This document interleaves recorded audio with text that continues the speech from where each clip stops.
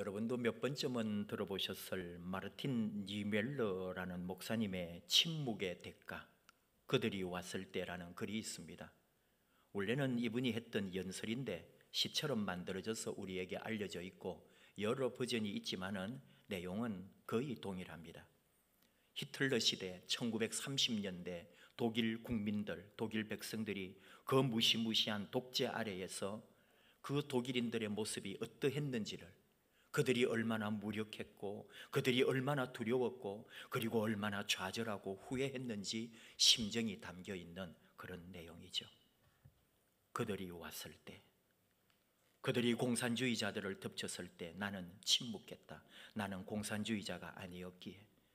그들이 사회주의자들을 가뒀을 때 나는 아무것도 하지 않았다. 나는 사회주의자가 아니었기에.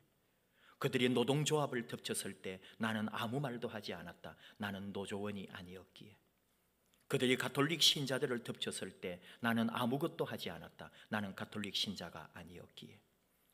그들이 유대인들에게 왔을 때 나는 아무것도 하지 않았다. 나는 유대인이 아니었기에. 마침내 그들이 나에게 닥쳤을 때 나를 도와줄 사람은 단 한 사람도 없었다. 지금 이 시대에 무슨 일이 일어나고 있을까요? 무시무시한 코로나 사태에 영국 성공의 사제 톰 라이트는 이렇게 변형시켰습니다. 처음 코로나가 중국을 덮쳤지만 우리는 아무것도 하지 않았다. 우리는 중국인이 아니고 머나먼 중국은 희한한 일이 벌어지는 그런 나라니까. 코로나가 이란을 덮쳤지만 걱정하지 않았다. 우리가 사는 것과는 너무나 다르게 사는 곳이니까. 코로나가 이탈리아에 퍼졌을 때도 염려할 건 없었다. 이탈리아인들은 사교적이고 접촉이 많았으니까. 그런데 코로나는 런던까지 뉴욕까지 순식간에 덮쳤다. 이제 세상에 안전한 곳은 아무데도 없다. 코로나에 대처하는 여러분이나 저의 모습은 어떠할까요? 이 코로나 시대를 우리는 어떻게 지금 지나가고 있을까요? 일부는 잘 버티려고만 합니다. 행운에 기대한다고 할까요? 잘 숨고 잘 피해보자는 사람들도 있습니다. 그리고는 할 거는 또 다 합니다. 대체로는 안전한 곳에서 뭔가 자기 만족거리, 자기 즐길거리를 찾는 사람들이죠. 오늘날 용어로 말하면 코로나가 절대로 나에게 다가올 수 없는 환경을 만들어 놓고 나는 넷플릭스에 빠져 있다, 그런 말을 합니다. 또 한쪽, 정말 일부 믿음이 너무 좋은 사람들이 있습니다. 하늘나라를 바라보자. 죽음은 마지막이 아니잖아. 영원한 하늘나라를 소망하며 믿음으로, 말씀으로, 성령으로 더 열심히 모이자. 더 열심히 기도하자. 코로나는 기도하는 자를, 예배하는 자를 결코 덮치지 않는다. 하나님이 이긴다. 우리는 이긴다. 코로나는 우리를 이길 수 없다. 우리는 더 믿음으로 무장하자. 이런저런 부류가 있습니다. 근데 우리가 잠깐 잊어버린 나머지 한쪽이 있다는 사실을요. 코로나로부터 우리를 지켜주고 감염된 사람들을 치료하고 버티게 해주는 질병관리본부와 수많은 의료진들이 한 곳에 또 있음을 알아야 합니다. 남들이 가지 않는 길, 남들이 잘 모르는 그 자리에서 오늘도 코로나와 확진자들과 사투를 벌이고 있는 사람들, 그 좁은 길을 가는 사람이 있다는 사실을 우리는 어디에 있습니까? 이 질문입니다. 마태복음, 마가복음, 누가복음 다 어느 관원, 부자 또는 청년이라고 불리는 한 사람이 예수님을 찾아와서 영생에 대하여 질문합니다. 그때 예수님께서는 너에게 있는 것을 다 팔아 가난한 자들에게 나누어 주라. 그리고 너는 나를 쫓으라고 말씀했습니다. 그런데 이 관원은 부자였고 자신의 재물을 팔아 가난한 사람에게 주기에는 아직 준비가 되지 않았습니다. 그래서 슬픈 기색을 띠고 근심하며 돌아갔다고 했습니다. 그러나 우리는 인간에게는 영생의 삶을 살고자 하는 내면적 존재의 갈급함이 있습니다. 거기에다가 재물과 함께 이 세상의 안락과 풍요한 세상적 삶에 머물고자 하는 외적인 요구도 분명코 있다는 사실을 알죠. 예수님께 영생의 길을 물었습니다. 예수님께서 가르쳐 주신 영원한 생명의 길, 아무나 갈 수 없는 좁은 길에 대하여 이해는 했습니다. 가르침은 받았습니다. 그러나 그대로 따르지 못하는 이 부자 관원 한 남자의 고뇌를 비난만 할 수는 없는 게 우리의 현실입니다. 오늘 주신 짧은 말씀 안에도 예수님께서는 우리에게 생명의 길, 영생의 길, 영원한 길을 말씀합니다. 생명의 문을 우리에게 보여주고 가르쳐주고 있습니다. 좁은 문으로 들어가라, 생명으로 인도하는 문으로 들어가라고 말씀합니다. 생명의 문은 좁고 생명의 길은 협착하다고 하셨습니다.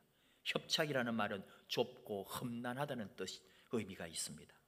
원어의 뜻은 압박, 환난, 곤란한 처지 속에서 엄청난 역경에 처해 있는 상태라고 말합니다. 그러니 좁은 문은 한마디로 고난과 어려움을 동반합니다. 고통스러운 문입니다. 그리고 가고 싶지 않습니다. 어느 누가 일부러 그런 좁은 문으로 들어가려고 하겠습니까? 좁은 문이라고 이렇게 말하지만 또 구체적으로 사실 우리는 그 좁은 문으로 간다는 게 뭐며 어떤 문인지를 잘 모릅니다. 그래서 예수님은 무엇이 넓은 문인지 가르쳐 주셨어요. 넓은 문을 알게 되면 자연히 좁은 문이 무엇인지를 우리가 알 수가 있으니까요. 넓은 문은 크고 길도 넓어서 이곳으로 들어가는 사람이 많다는 겁니다. 근데 이 문은 바로 멸망으로 인도하는 문이라고요. 경고했습니다. 멸망은 뭐냐? 육체의 죽음이고 지옥의 심판이고 절망의 상태에 영원히 던져지는 결정적 파멸이라고 주석가는 해석을 합니다. 절망, 좋은 건 줄 알고 복 받은 건 줄 알고 잘 사는 건 줄 알고 나는 행복하고 안락한 길을 간다고 가는데 알고 보면 그것은 죽음의 길이고 절망의 길이고 도리어 멸망과 고통의 길이라는 사실을 우리는 착각을 하는 거죠. 사람은 자꾸 넓은 것을 좋아합니다. 큰 것을 좋아합니다. 많은 사람들이 선호하는 것을, 많은 사람이 따라가는 것을 같이 따라가려고 합니다. 다른 사람이 좋은 것 차지하면 나도 그거 누리고 싶고, 다른 사람이 집 막 넓혀서 가면 나도 그 집 넓혀서 가고 싶고, 빌딩도 더 높이 세우고, 대한민국의 발전한 모습들을 보여주는 영상들이 다 뭐예요?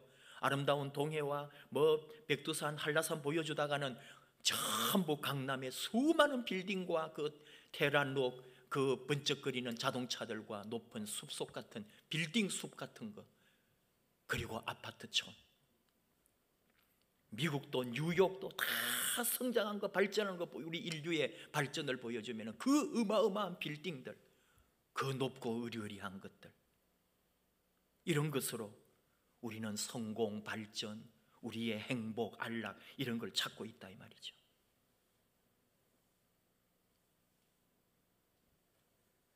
장로님께서 김강선 선교사님 위해서 기도도 해주셨는데, 몇 년 전에 카자흐에서 김강선 선교사님이 알마티 그 신학교 학생들을 데리고 왔어요.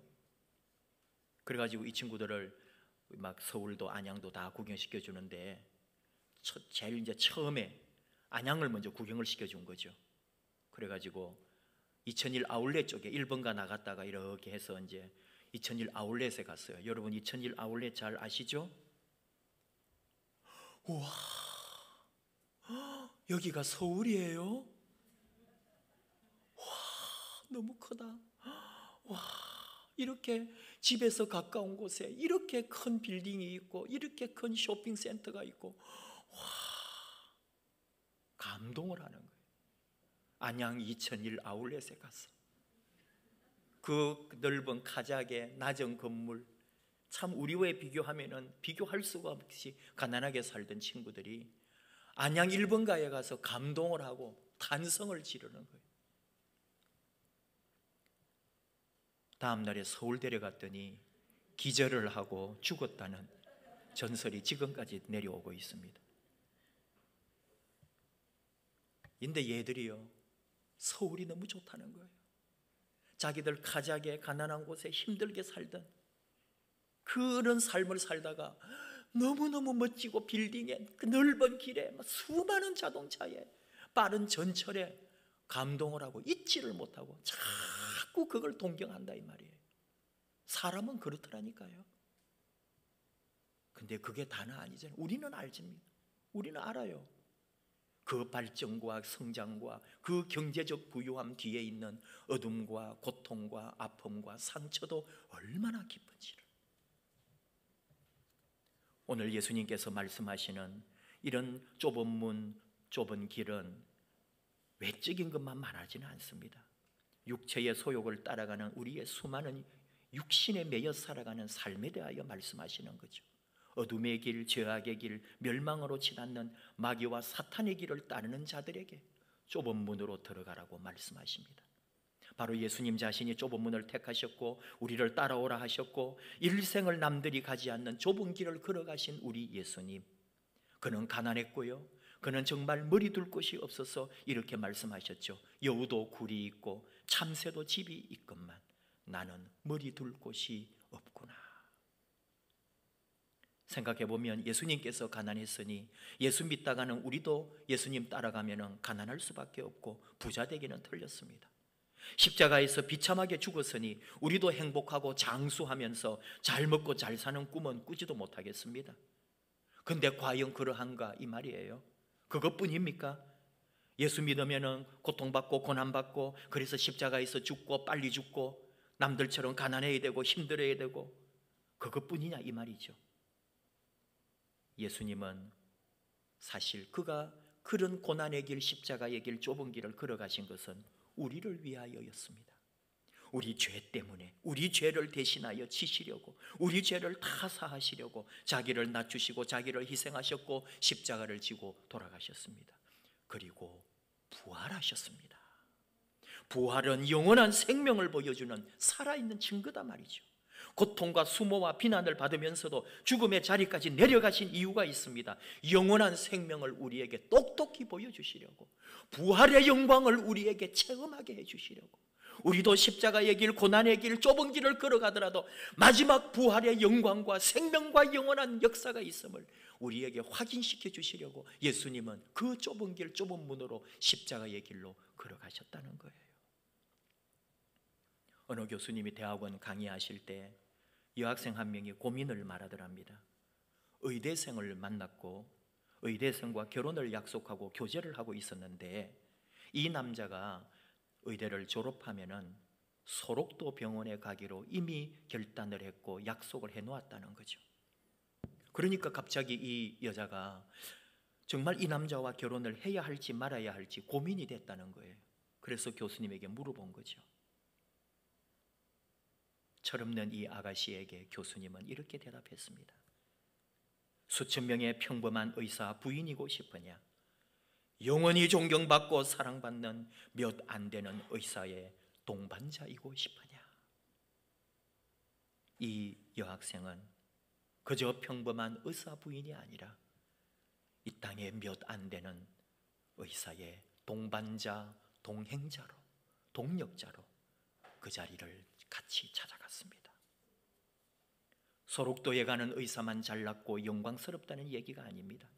오늘 이 땅에는 좁은 문을 택하고 좁은 길을 선택하면서 그 길을 찾아 감격스럽고 고난의 길이지만 기쁨으로, 어려운 길이지만 사명감으로 감당하고 있는 사람들도 분명코 있다는 사실을, 우리가 안락하고 우리가 평안하고 우리가 좋은 것만 찾을 때 이 땅의 그 어딘가에는 그 좁은 문을 들어가며 더 큰 영광과 참된 삶을 찾아가는 사람이 있다는 사실을 잊지 말아야 합니다.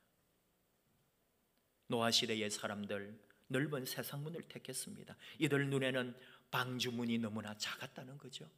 그 방주의 좁은 문은 보이지 않았다는 말입니다. 끝도 없이 펼쳐진 세상의 향락의 문에서 들어가고 나오면서 결국은 죽임, 결국은 멸망, 결국은 파멸의 길로 그들은 가고 말았습니다. 그러나 노아의 가족들은 세상의 넓은 문이 아니라 방주의 좁은 문을 택함으로써 영원한 생명, 믿음의 대를, 영생을 누리게 되는 복을 받았다는 거죠. 예수님 요한복음 10장 9절 말씀합니다. 내가 문이다. 누구든지 나로 말미암아 들어가면 구원을 얻고 또 들어가며 나오며 꼴을 얻으리라. 예수님이 우리의 문이 되어 주셨습니다. 그분을 열고 들어가면 복을 받고 그분을 열고 나와도 복을 받는, 근데 그분의 길은 좁은 문, 좁은 길, 십자가의 길, 고난의 길, 남들이 가지 않는 길. 그러나 그 길이 나의 영원한 생명을 보장하고 내 삶에 가장 깊은 의미와 행복을 주는 참 길이라는 사실을 문이신 예수님이 우리에게 가르쳐 주셨습니다. 예수님을 택한 여러분도 이미 좁은 문을 택한 복된 사람들입니다. 한 번씩 우리 한국 사회 연구해 놓은 걸 볼 때 우리나라 인구 대비 그리스도인들이 얼마나 되느냐, 한때 자랑스럽게 그것이 정말 자랑되지도 않는 걸 1200만이라고 하면서 얼마나 유세를 떨었는지요. 그러다가 1000만이라 그러더니 이제는 800만이라고 그럽니다. 그런데 매주일 교회에 출석하고 자신의 시간과 물질을 들여서 헌신하는 숫자는 최소 350만에서 400만이 된다고 제가 한 번씩 말씀을 드렸죠. 이게 솔직한 우리 한국교회의 현실입니다. 정말로 그렇게 매주일 자신의 시간과 삶을 들여서 하나님 앞에 예배자로 나오는 그리스도인들은 평균 400만 명밖에 되지 않는다 이 말입니다. 근데 지금 어때요?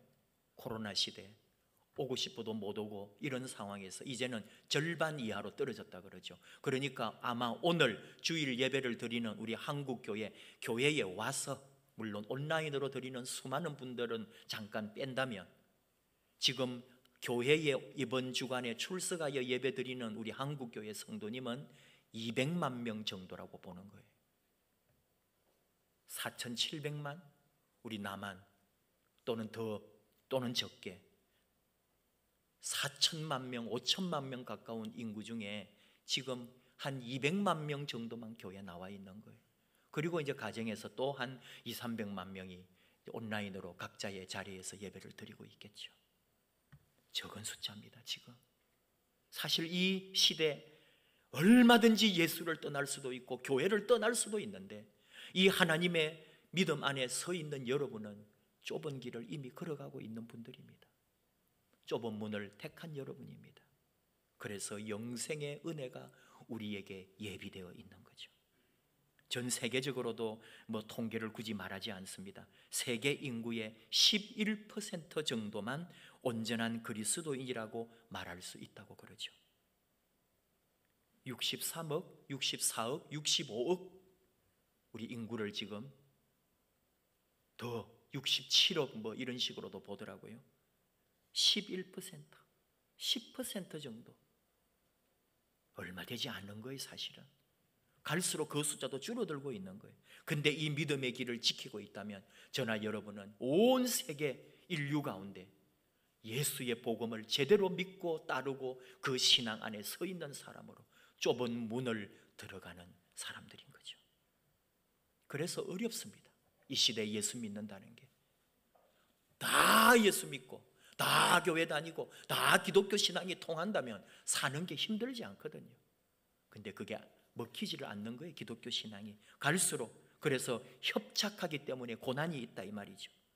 디모데후서 3장 12절 주님은 사도 바울을 통해 말씀합니다. 무릇 그리스도 예수 안에서 경건하게 살고자 하는 자는 핍박을 받으리라. 고난이 있고 어려움이 있다 이 말이죠. 근데 우리는 그 길을 선택합니다. 왜요? 그게 진짜기 때문에, 그곳이 진리이기 때문에, 그 길이 내 인생의 참된 길이기 때문에. 나는 알거든요. 세상에 좋은 거 누려봤지만 영원하지가 않아요. 더 힘들어요. 더 영혼만 피폐해졌고 상처받아요. 더 괴로워요. 그러나 예수 안에 있는 이 좁은 길이 좀 힘들고 고난도 있고 내가 감당하기 벅찰 때도 있었지만 내 영혼의 소생함, 내 삶의 기쁨과 의미는 바로 예수님의 십자가의 길, 좁은 길, 좁은 문에 있다는 것을 우리는 알고 있기 때문입니다.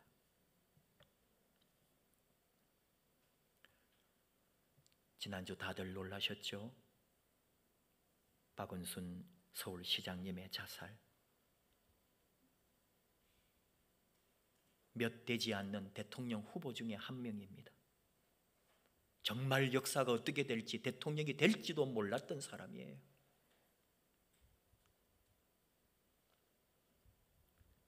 우리는 모릅니다. 우리는 그분을 손가락질하기 전에 우리를 봤거든요. 그 사람을 비난하기 전에 모두 우리 자신을 보았을 줄 압니다. 내 겉모습은 이렇지만 내 안에는 얼마나 죄악이 많은지, 내가 먼저 죽었어야 할 존재임을 우린도 잘 알고 있기 때문에 함부로 어느 누구를 정죄할 수도 없었고 비난할 수도 없는 거예요. 예수 믿는 삶이 뭘까요? 겉으로는 멀쩡하게 우리가 이렇게 교회 오고 예수 믿고 있지만 정말 그 좁은 길, 좁은 문을 택한 사람들인지, 아니면은 결국은 예수만 벗겨버리면은 넓은 문, 넓은 길, 세상 사람들 다 가는 그 길을 따라가고 있으며 하나님으로부터 가장 멸망받을 일들을 저지르고 있는지 우리 자신만이 우리를 알 겁니다. 좁은 문으로 들어가라. 그 문은 좁고 길이 협착하여 찾는 자가 적다. 그러나 그 길이 사는 길이다. 인천 순복음 교회 최성규 원로 목사님이 인터뷰를 했더라고요. 평생을 좀 늦게 목회를 하셨지만 이 순복음 교회에서 조용기 목사님의 2인자라 할 정도로, 조용기 목사님 밑에서 배웠고 그분의 영향을 받았고 그분의 힘에 인천의 순복음 교회를 지었고, 인천의 수많은 순복음 교회 성도들이 여의도로 못 오니까 다 조용기 목사님이 인천으로 가라고, 그러니 수만 명 어마어마한 교회를 만들었고, 순복음 교회가 뭐예요? 원래는 오순절파 계통의 교회라 성령운동을 하는 교회인데, 그 성령운동과 더불어 우리 한국교회는 7, 80년대를 넘어오면서 이 번영과 함께 됨으로써 번영신학을 주창하게 되었고, 네 영혼이 잘된같이 범사가 잘되고 강건하게 되기를 원한다면서 삼박자 축복이니 뭐 4차원 영성이니 하면서 너무나 좀 외적인 우리 복을 추구했던 한국교회 이미지를 사실 순복음 교회가 주도해버렸고 모든 교회가 그런 걸 따라갔죠. 지금은 폐해가 많은 거예요. 여러분, 교회 다니고 예수 믿는 게 복받고 성공하고 출세하고 좋은 대학 가고 좋은 데 취직하고 잘 먹고 잘 살고 전부 그런 것만을 추구하는 것으로 우리가 다 오해했다니까요. 좁은 길, 좁은 문이 사라져버렸던 거예요.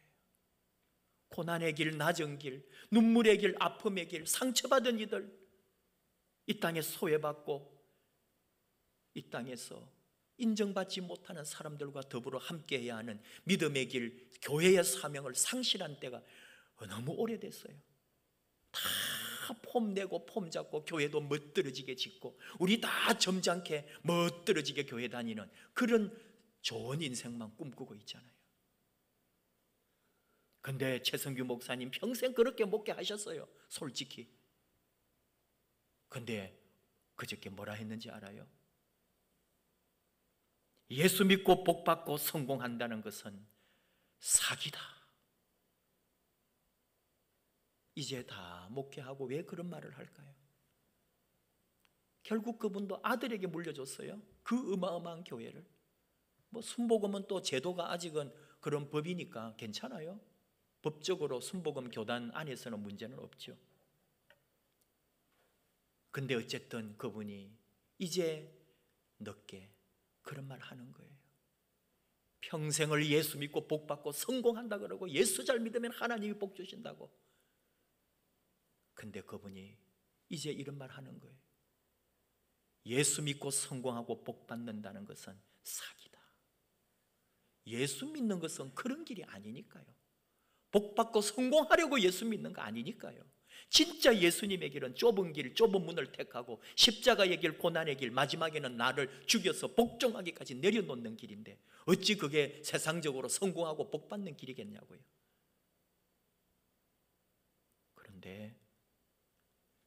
그래서 우리는 예수 믿으면은 막 다 멸망해버려야 되는 거예요? 그게 아니잖아요. 진짜 성공과 복이 있는데 내 영혼에 주시는 놀라운 하나님의 은혜, 이 세상의 그 무엇으로도 비교할 수조차 없는 하나님으로부터 오는 영혼의 기쁨과 이 놀라운 은총을 어떻게 설명을 할 수가 있을까요? 그 성령의 충만함과 말씀의 깨달음과 하나님 주시는 영감을에 사로잡히며 기도할 때 누리는 하나님의 귀한 은혜와 감동과 하나님의 임재함, 성령의 임재함을 이 세상에 무엇으로 말을 할 수 있을까요? 그리고 우리는 영원한 생명을 주님으로부터 부여받았고 내 과거와 내 죄가 다 죽고 나는 온전한 새로운 하나님의 사람으로 거듭났다고 하는 이 놀라운 은혜를, 그러나 우리는 이 땅에 걸어갈 때는 좁은 길, 좁은 문, 이 믿음의 길, 이 신앙의 길 찾지 않고 떠나려 하고 무시하고 손가락질하고 비난하는 이 믿음의 길을 진실과 정직과 말씀 위에 굳게 서서 걸어가겠다는 거예요. 좁은 문으로 들어가라. 생명으로 인도하는 문. 그래서 우리는 영원한 삶을 누리게 되는 거죠. 이것이 바로 우리가 예수 믿는 삶입니다. 잘 살고 있습니까? 라고 질문해 봅니다. 여러분에게, 나 자신에게. 우리 지금 잘 살고 있는 겁니까? 예수 잘 믿고 있는 겁니까? 신앙생활 지금 잘하고 있는 겁니까? 이 코로나 시대에 우리가 이 믿음의 길을 걸어간다고 가는 게 지금 어떻게 지금 잘하고 있는가요? 말콤 가이트라는 시인의 시를 소개합니다. 2020년 부활절. 우리와 똑같은 입장이겠죠? 우리도 부활주의를 온전하게 지키지 못했습니다. 2020 부활절. 이 희한한 부활절에 예수님은 어디 계시는가? 그 어두운 무덤에 봉인되어 계시지 않았던 것처럼 문 닫힌 우리 교회에 갇혀 계시지 않았네. 문이 열리고 돌이 치워져 그분은 이미 오래전에 일어나 부활하셨네. 살아나셔서 구원하려고 자기 생명을 내주신 세상으로 다시 나아가셨네. 빈 무덤에서 그분을 찾을 필요가 없다네. 그분은 이날 목회자의 성찬병이나 붉은 가운을 입은 찬양대원들의 입에서 나온 음악이었을 수도 있지만 그 대신 그는 가운을 벗어놓고 교회를 빠져나가 간호사와 함께 앞치마를 두르셨네. 들것을 잡아들고 죽어가는 사람들의 연약한 육신을 다정한 손길로 어루만지시네. 소망을 주시네. 숨이 가쁜 사람들과 함께 숨쉬고 견딜 힘을 주시네. 병실 바닥을 닦으시고 코로나의 흔적을 잡으신다네. 수많은 장소에서 성금요일이 일어났다네. 그곳에서 예수님은 무력한 자를 붙잡아 주시고 그들과 함께 죽으셔서 그분의 부활을 나누어 주시네. 이제 그들은 그분과 함께 부활한다네. 정말로 다시 살아났다네. 2020년 부활절이었습니다. 문 닫힌 교회에 주님은 죽은 몸으로 계시지 아니하고 그 문을 박차고 나가 코로나로 죽어가는 사람들 속에 그들과 사투를 벌이는 의사와 간호사들과 함께 그 사체를 처리하고 죽어가는 사람들을 살려내고 그 바닥을 기도로 닦으신 우리 예수님. 그래서 우리는 예수님을 사랑합니다. 오늘 죽어도 좋은 예수 믿음으로 오늘 내 삶이 어찌 된다 해도 내 평생에 우리 예수님 한 분 내 안에 온전히 모시고 그분을 위해 살고 그분을 위해 죽을 수 있다면 그런 믿음으로 내 평생을 바치기를 원합니다. 그곳에 부활은 있고 그 자리에 영원한 생명이 다시 솟아나고 그 좁은 길을 택할 때 나는 진짜 부활한 새 사람이 거듭난 하나님의 자녀가 되는 거죠. 우리 이 묵묵한 믿음의 길을 좁은 길, 좁은 문으로 들어가고 평생 이 예수 믿음, 예수 생명, 우리 예수님과 함께 그분이 걸어간 십자가의 그 좁은 길, 우리의 십자가를 지고 평생 함께 걸어가기를 주님의 이름으로 축복합니다. 함께 찬양합시다. 주님 다시 오실 때까지 나는 이 길을 가리라. 좁은 문, 좁은 길, 나의 십자가를 지고 나의 가는 이 길 끝에서 주님을 보리라. 주님 오실 때까지 우리 함께 이 길 걸어가십시다.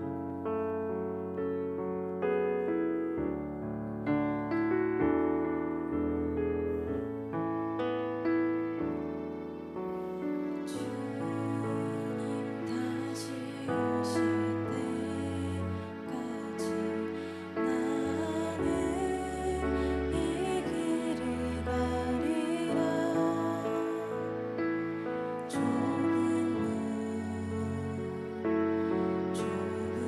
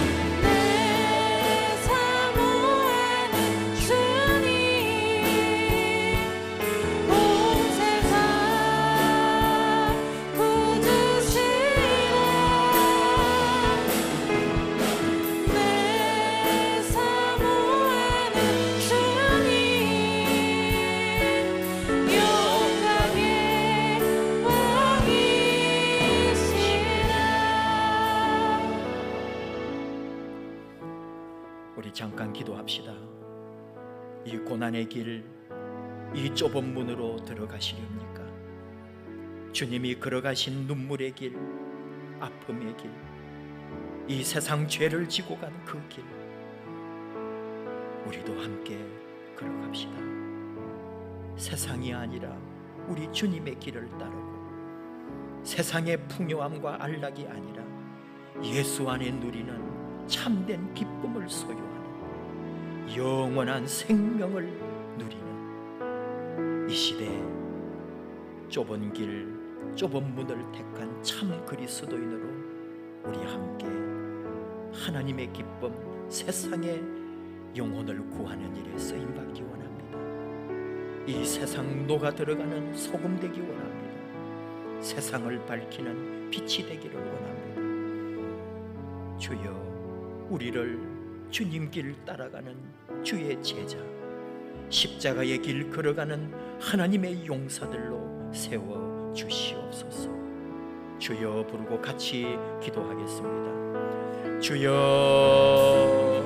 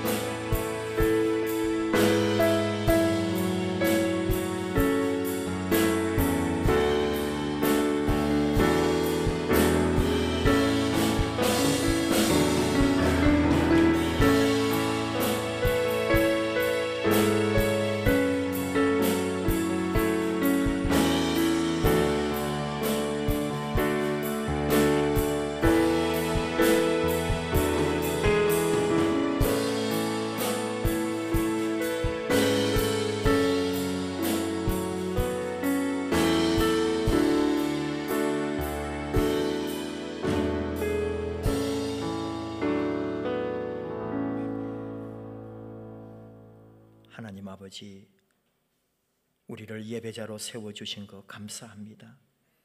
하나님 찬송하며 하나님을 노래하며 평생을 하나님과 동행하게 해주심을 감사합니다.